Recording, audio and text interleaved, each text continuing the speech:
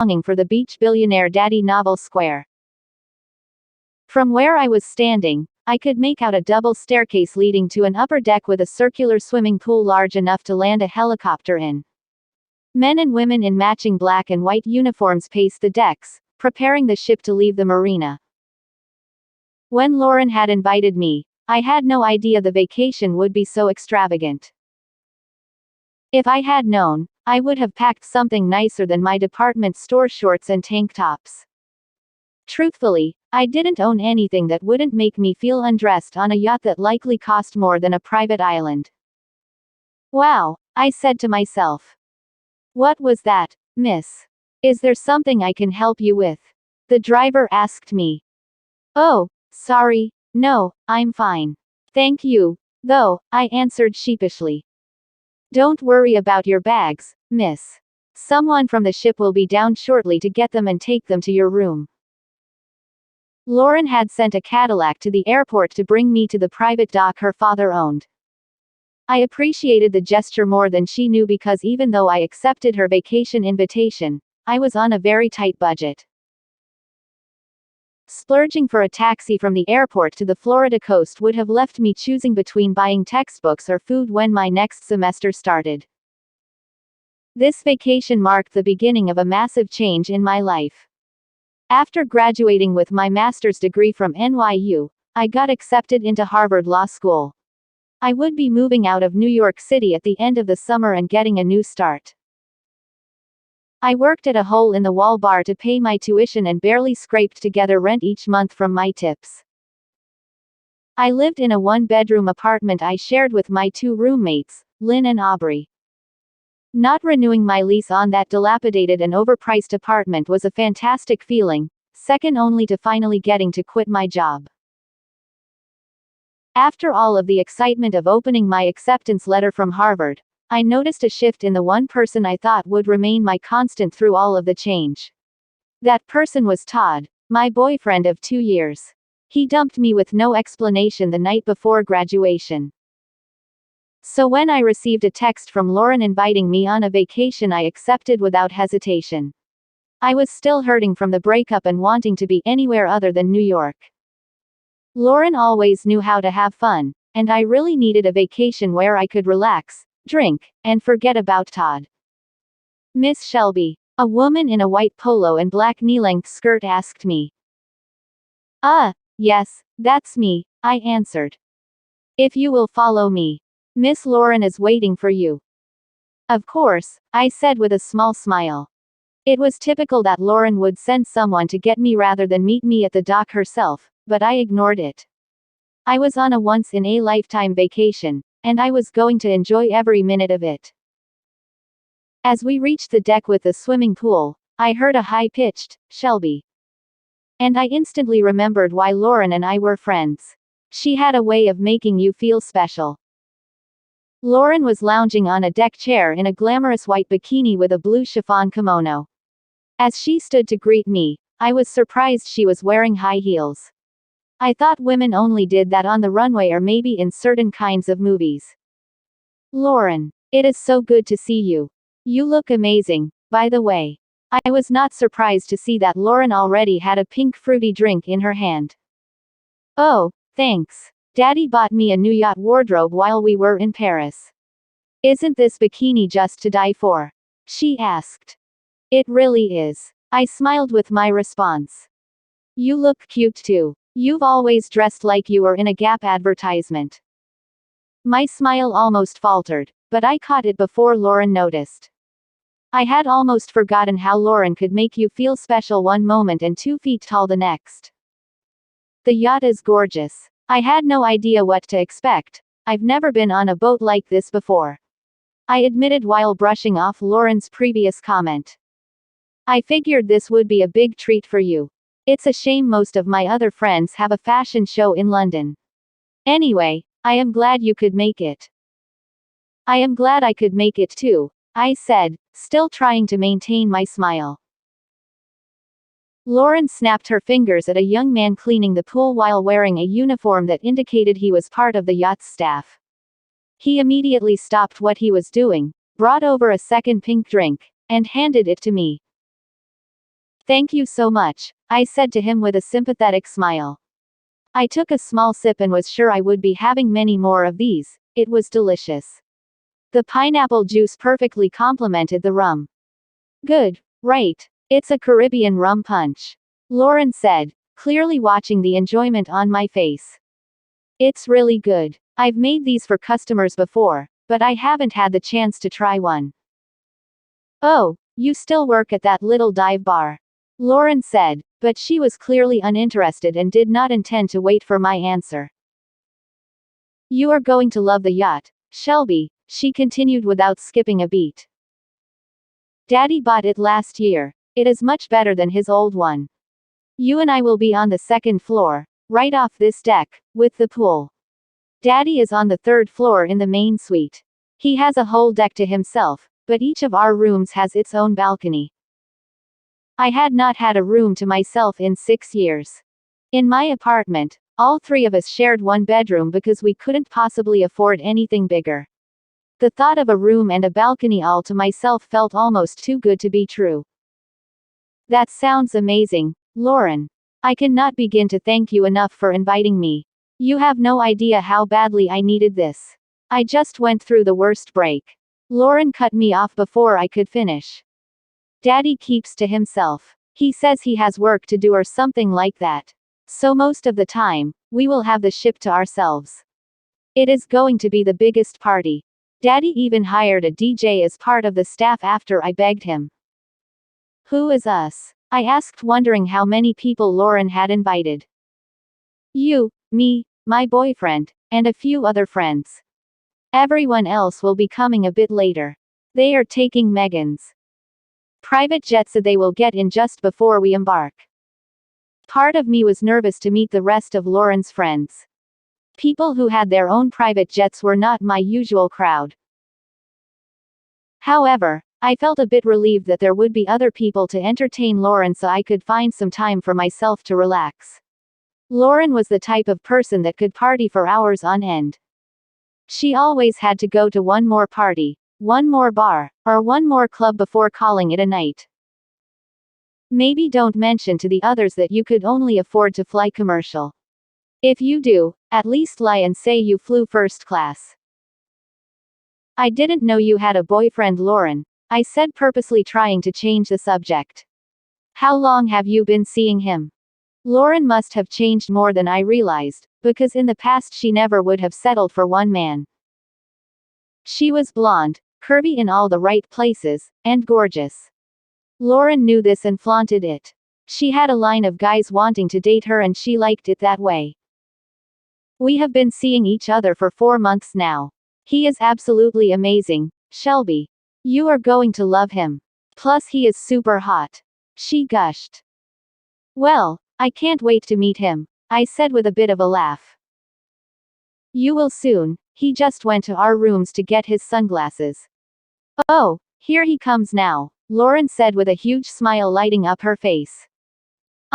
Yes, I'm Shelby, I responded awkwardly.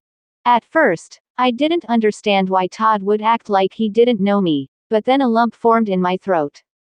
Lauren said they had been together for 4 months. Shelby, you should go get changed, and we can all go up to dinner together. We are eating on the rooftop deck tonight, Lauren said, completely missing the strangeness of my interaction with Todd. She snapped her fingers again at another member of the yacht staff. Will you show Miss Shelby to her room? Of course, Miss Lauren. If you will follow me, Miss Shelby, the woman said and started walking towards the double doors leading into the ship. I glanced back at Todd and Lauren and quickly wished I hadn't. Todd was kissing Lauren again, and he winked at me as his hands started sliding down her back. I turned away quickly before I had to see where his hand landed. You are in the first room to the right, Miss Shelby. Thank you so much. I paused. Molly. Thank you so much, Molly. Also, I am sorry about the snapping. I work as a bartender and have always hated when people snap to get my attention, I said. Molly smiled genuinely at me after my comment. Thank you, Miss Shelby, but we are all used to Miss Lauren and her ways. There is an intercom in your room. If you need anything, just press the button, and someone downstairs will respond. I nodded and opened the door to my room, but room was an understatement. The size and luxury of the room were unlike anything I had ever experienced. The main room housed a king-size bed covered in a white silk comforter. There was also a lounge area with 2 modern black leather sofas. My suitcase was already waiting for me on an ottoman at the foot of the bed. I sighed and threw myself onto the bed face down in the comforter. It seemed like a bad dream that Todd was here, pretending he didn't know me, let alone date me for 2 years. We were comfortable, and our relationship was secure, or so I thought. It started with little things, like Todd bailing on plans we'd made and how he stopped inviting me to spend any time at his place. Aubrey was always suspicious of Todd, but I never questioned him. Because I knew, deep down, he was cheating on me, but I went on pretending because it was easier than losing him. I didn't have to pretend for very long because he dumped me the day before graduation. I'd cried for hours on the living room couch as Lynn and Aubrey comforted me and supplied me with all the ice cream I could eat. I'd picked myself up the morning of graduation and packed away my pain. I would not let Todd, or anyone else, see me beaten. I thought maybe that would make me a good lawyer one day. I'd walked across that stage and accepted my diploma with a giant smile on my face because I'd truly earned it. Right after the ceremony, I let myself fall into misery again. And now he was dating Lauren. Lauren had said that they'd started dating 4 months ago, which meant that Todd was definitely cheating on me. It was just hard to believe that he cheated on me with one of my friends. Sure, Lauren and I fell in and out of touch as our lives drifted apart, but it still made the betrayal hurt more. During college, we were very different people. Lauren attended NYU for the party life and never missed an opportunity to go out and have fun. I spent most of my time studying to ensure I didn't lose my scholarship. Even though we had our differences, we got along for the most part, and while we were living together, we became close friends. I allowed myself a few more moments of self-pity before pulling myself off of the bed. I didn't let Todd see me beat at graduation, and I wasn't going to let him see it now. I made my way to my suitcase and rolled it into the connecting ensuite. As I walked through the double doors of the ensuite, I was shocked again by the sheer size of the yacht. I could have fit my entire apartment inside just the bathroom. I took my time unpacking each item of clothing and hanging it in the closet. I picked out a knee-length black dress, which was the nicest thing I had brought, and changed into it. Just as I finished touching up my copper tone eyeshadow, which complemented my red hair and gray eyes, I heard the click of the door latch opening. "Hey, are you ready? Everyone else is here, and we are all heading up to eat," Lauren said while she burst into the room without bothering to knock. Yeah, perfect timing. I just finished. I walked out of the ensuite and saw Lauren standing in a floor-length dress made of silvery fabric. She took one quick look at my outfit and said nothing, obviously unimpressed by my simple choice. I followed her out into the hallway, where 3 women and 4 men in black tie attire talked among themselves. Lauren made quick introductions, but the only name I caught was that of the tall brunette woman, Megan, the one with the private jet. My hands had already started sweating, and I was grateful that most of the other guests ignored my presence as waiters brought plate after plate of food and set it in front of each of us. "Megan, how was the flight here?" Lauren asked. "Oh, it was the worst. My mom had to take the big jet to Japan for some business conference, so we were stuck with the little jet. Hudson nearly hits his head on the ceiling because it is so small." Megan threw a seductive look at the tall man with blonde hair and piercing blue eyes. "Well, I am sure you didn't have the worst flight. Shelby had to fly commercial," Lauren said. "You poor thing. I have never flown commercial, but I hear it is horrible. Do you really have to sit next to strangers?" "Yeah, you do, but in first class, you have a lot more room to yourself," I said, remembering how Lauren told me to tell everyone I flew first class, even though I didn't. It was typical Lauren to throw me under scrutiny when I had planned to avoid talking about how I got here or anything else to do with money, for that matter. Luckily, the one dig at me seemed to be enough for Lauren because she got distracted by Todd. "You are the sexiest woman I have ever met," Todd said as he ran his hand up Lauren's arm. "You two are the absolute cutest," the blonde woman sitting on my right said. "Oh, I know, right? It is so fun that we are equally numbered men to women," Megan said, throwing another look at Hudson, who seemed completely clueless. I ate my meal in silence and tried my best not to watch Lauren and Todd. However, it was hard to ignore the fact that Todd had abandoned his meal and was instead licking Lauren's neck. She laughed, ran her fingers into his mess of brown curls, and pulled his face to hers. I made it all the way to the dessert course before I couldn't take it anymore and quietly slipped away from the table. Of course, no one saw me leave. If they did, no one cared. Lauren asked if she could bring her new boyfriend along, and I agreed without much thought. I had met Todd earlier in the week over breakfast, and he seemed like a good kid. He worked in finance for his father's financial firm in New York, so we immediately had so much to talk about. He was very complimentary of my recent purchase of Explore Air, the second airline that I now owned.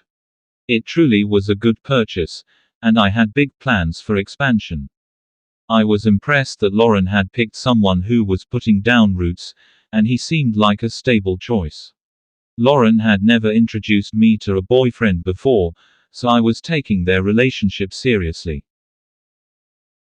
Having her boyfriend join us would be an easy way for me to get to know him better and also give me a little more time for myself, which was probably a little selfish. It's not that I didn't love my daughter, I found it difficult spending time with my daughter, we weren't very close. I had only found out she existed 14 years ago, and trying to connect with a 10-year-old with whom I had nothing in common had not been easy. It didn't help that I had bought her everything she could possibly ask for the last 14 years. In the beginning, I did it to make up for missing the first 10 years of her life, but after that, it just became easier than dealing with her when she didn't get what she wanted. Lauren was now a spoiled and entitled 24-year-old with no plans for her life other than partying and spending as much money as possible. In classic Lauren fashion, my agreement to let her bring her boyfriend along turned into her filling each one of my guest rooms with her rich and arrogant friends. She had also hired a DJ against my wishes, but after a hysterical outburst where she accused me of not loving her, she got her way, just like always. So my quiet and relaxing vacation with my daughter quickly turned into me hosting a summer-long party. Before I headed to my stateroom, I figured I better play the welcoming host and go up to greet Lauren and her friends. As I turned a corner, I bumped into someone. The woman had her head down, so all I could see was her wavy hair, a deep red shade I had never seen before. "I am so sorry, I should have been watching where I was going," the red-haired beauty said. When her eyes finally met mine, I was surprised at the color. They were so light blue that they almost looked gray, but it looked like she was fighting tears. "Are you okay, miss?" I said in response. I felt dumb as soon as the words were out of my mouth. She, very obviously, was not okay. "Yes. I'm just heading back to my room, sir," she said as she straightened up, obviously not wanting to be caught crying. "Oh right," I said, suddenly realizing that she called me sir, so she must be one of the maids. I started picking through my memories, trying to remember when I'd hired her. Reggie must have been the one to interview her because I surely would have remembered a woman so captivating. "Before you do that, would you head up to my stateroom and unpack my luggage? I am afraid it has been delivered later than usual." I had some business I had to attend to before leaving port, and I did not get here as early as I would have liked. Oh, I am. She started staring at the floor, and her cheeks flushed slightly. I stood waiting for her response. I thought it was cute how flustered she was, perhaps it was because I made her nervous. That was pretty common with new hires, but oddly, she made me feel a bit flustered, which was completely uncommon. Yes, she stammered, her face flushing an even darker shade of pink. Thank you so much, I said with a smile, leaving a pause in hopes that she would tell me her name. She turned quickly and headed in the opposite direction. I couldn't help but stare as she walked away. She had one of those figures that required a double take to fully appreciate. As she slipped around a corner and out of sight, I sighed, knowing I needed to make an appearance upstairs. I continued that way. I walked out onto the deck, where a large dining table was placed and decorated with an extravagant centerpiece. The stars reflected over the ocean and created a stunning backdrop for my daughter's dinner party. I was really impressed at how well the staff had done at transforming this space, most likely with very particular instructions from Lauren. "Daddy!" Lauren screamed as I made my way out onto the deck. She screamed a lot, but I noticed most girls her age did. It looked as though the dinner party was just wrapping up. Waiters were clearing away everything from the table. Lauren ran over and hugged me. "Hello, sweetheart," I said and kissed the top of her head. "Is everything going all right?" "Everything has gone perfectly so far. The yacht is so awesome, I think my friends could die out of jealousy." I remained silent, not knowing how to respond to Lauren's need to be the envy of other people. I would leave figuring that out to Lauren's mother, Mommy. We hardly spoke other than when she needed money from me, which was more often than I'd like. "Good evening, Mr. Astor," Todd said as he made his way over and shook my hand. "It is good to see you again, Todd," I said. "Likewise. I'd like to discuss a real estate investment I am working on for a client, when you have the time. I would love to get your opinion." "Of course. We can talk about it tomorrow night over some drinks," I answered. "I look forward to it, Mr. Astor." I continued to greet Lauren's friends and make small talk for as long as I could manage. I made my exit by lifting a glass of champagne in the air and toasting to an amazing summer. Lauren's friends echoed my toast, followed by cheering and chatting amongst themselves. I slipped out and headed over to a hidden elevator, which went up one more floor where my stateroom and private deck were located. I hoped that the group would make their way to their rooms soon. I was exhausted and could not wait to slip into sleep. I stumbled over my words. I was mortified that he clearly thought I was a member of the staff rather than a guest on the yacht. However, I supposed I looked nothing like the typical guests. "Yes," I finally said, deciding it was easier than trying to explain the mix-up. He thanked me and continued standing there staring at me, probably making sure I was actually going to go unpack for him. I quickly turned and headed back down the long hallway. I must have been headed in the right direction because the man did not tell me otherwise. Unfortunately, this was leading me in the opposite direction of my room. I took a few turns, trying not to accidentally run into the man again and have to explain that I didn't work for him. I should have just told him from the start, but he startled me, and I got a bit distracted staring at his face. He had a very nice face, and a very nice body, and I couldn't stop thinking about him.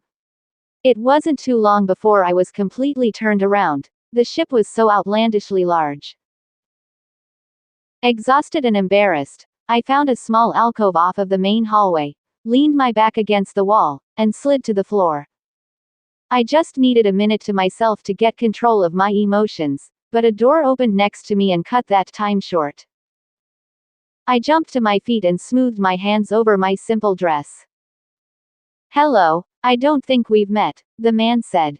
He was very clean-cut, with smooth black hair and freckles dusting his cheeks. I guessed that he wasn't much older than I was. I'm Shelby Hatton, I said. I'm a friend of Lauren's, I threw in quickly, not wanting to get mistaken for part of the staff again. Oh, wonderful. I hope you're enjoying yourself, he said with a genuine smile.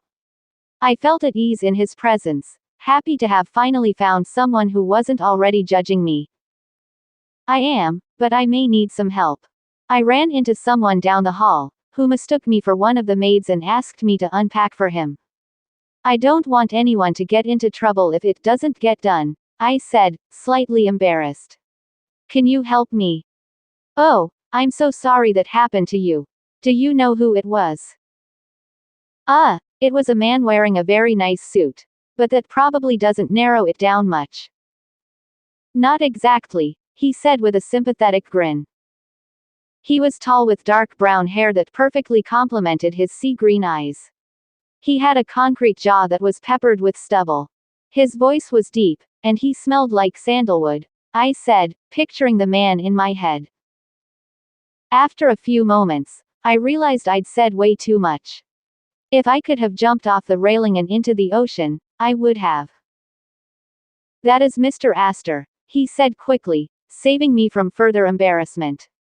I am his intern, so I can make sure someone goes and takes care of his luggage. Did he say, Mr. Astor? As in, Lauren's dad. Thank you so much, I said. You will have to forgive me. It's been a long night, and I've been so rude and haven't asked your name.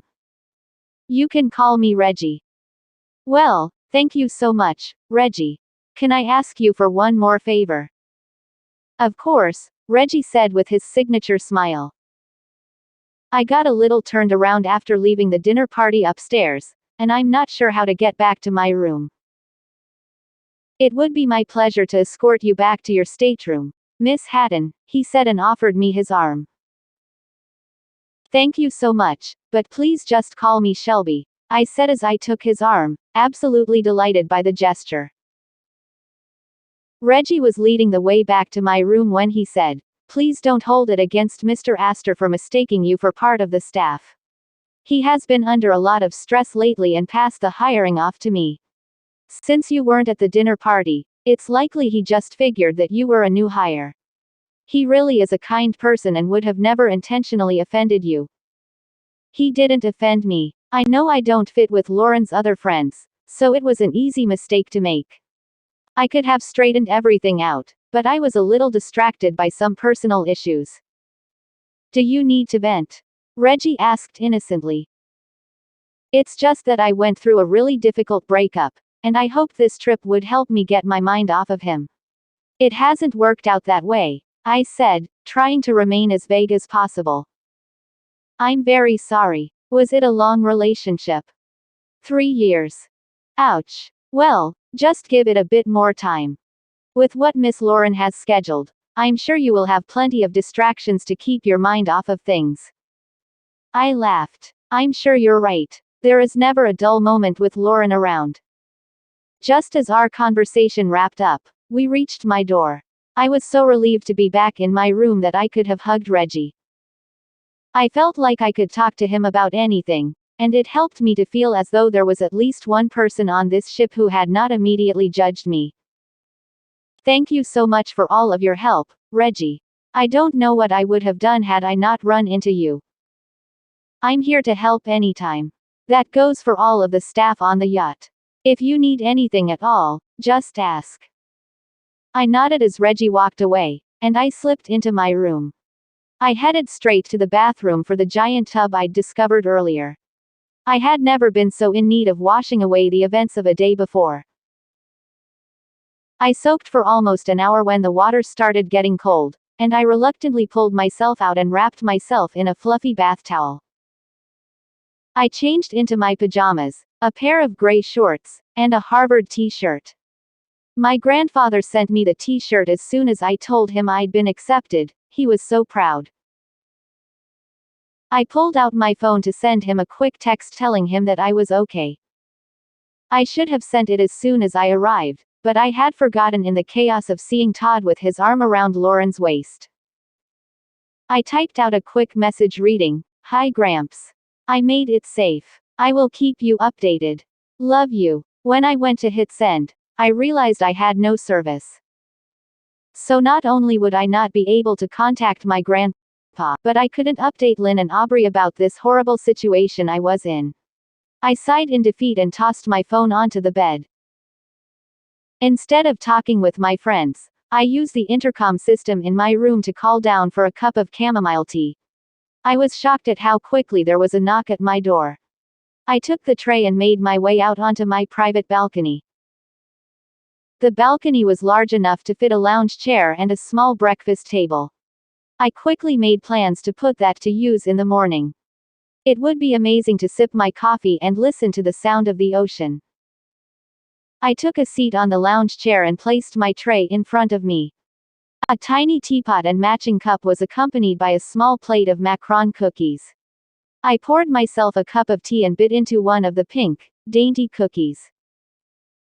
I couldn't help thinking that this vacation would be perfect if I could spend the whole time in this room.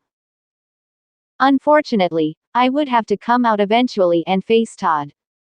I could have told Lauren the truth about Todd being my ex, but now that we were sailing, I had no escape. It would have made the rest of the vacation unbearably awkward if I'd told Lauren. I had to keep this secret, at least until we were all back on land. Chapter 5: Longing for the Beach. Billionaire Daddy Novel Square. I got dressed in a pair of jean shorts and my favorite forest green tank top. Before I had time to finish my makeup, there was a knock at my door announcing my coffee had arrived. "Good morning, Miss Shelby," said the pool boy Lauren had snapped at the day before. He was carrying a coffee tray holding a glass coffee decanter, cream and sugar, and a plate full of fruit. I loved that each time I'd called down for something simple, the staff would add something extra. "Good morning. I don't think I caught your name yesterday," I said. "It is Derek, Miss Shelby. Where would you like me to put this? If you could put it on the balcony for me, I would really appreciate it. It looks amazing." "Of course," Derek said as he made his way onto the balcony. I don't know if I would ever get used to this level of service. "Thank you so much, Derek," I said, and he responded with a smile. I don't think the staff is used to Lauren's guests calling them by name. I quickly finished getting ready for the day and made my way to the small breakfast table before my coffee got too cold. In the light of the morning, I could see the ocean rather than just hear it like the night before.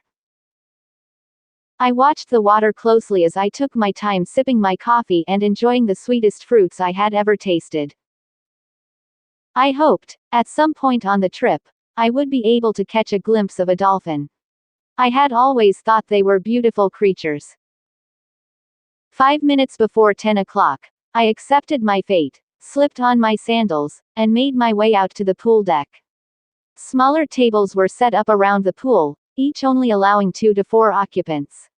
I sat at an empty table, happy that I didn't have to make small talk. I placed my order with a waiter and sat in silence, watching the rest of the group. Many of them were clearly very hungover from the night before.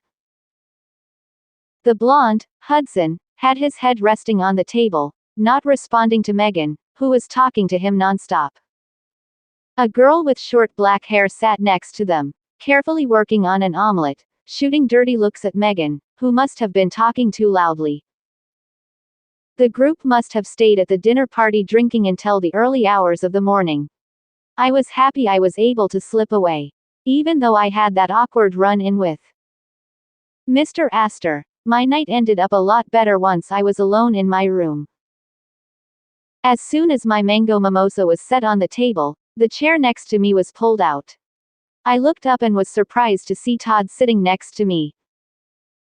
"So Shelby, Lauren tells me that you two lived together at NYU. What did you study there?" Todd said, continuing his game. I looked around for Lauren and shot a glare at Todd when I noticed she wasn't on the deck yet. "You know exactly what I studied, Todd." "I have no idea what you're talking about," he said with a wicked glint in his eyes. Why had I never seen past his fake smile before now? Todd leaned over and whispered, "You look good, Shelbs. Green has always been your color." I could have slapped him, and I might have if Lauren hadn't walked up right at that moment and sat on the other side of Todd.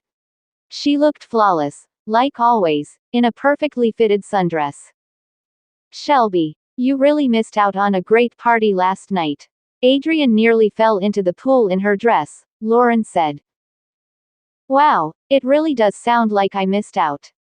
I had a headache, so I snuck out early, but I won't miss a thing today," I said and took a big sip of my drink. "Daddy, come sit with us," Lauren squealed. I nearly choked on my drink, but luckily I had time to compose myself as Mr. Astor made his way to our table. "This is my old roommate, Shelby from NYU. Unfortunately, you didn't get to meet her last night."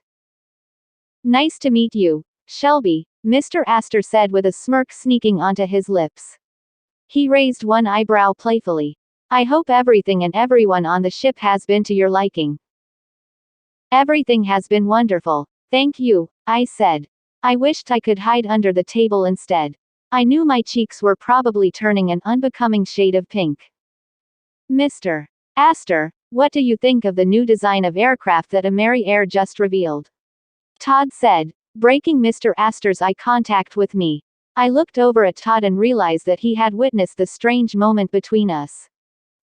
"It seems like it will be a great little plane. I'm interested to see how it does in this market," Mr. Astor said, and the conversation steered towards his new airline.